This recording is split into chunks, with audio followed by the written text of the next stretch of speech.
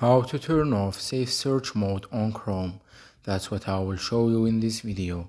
But before we begin, make sure to subscribe to the channel and ring the bell to get notified whenever a new video is uploaded. With that said, let's get started. So go ahead and open up your Chrome browser, and once you do that, click on the three dots at the top right corner, then click on settings. And here from the basics section you want to click on safety check and then click on safe browsing. And once you are on this page right here, from these three options select the last one that says no protection, and once you do that, a pop-up window will appear that asks you, are you sure you want to turn off safe browsing? And it tells you what will happen when you turn it off.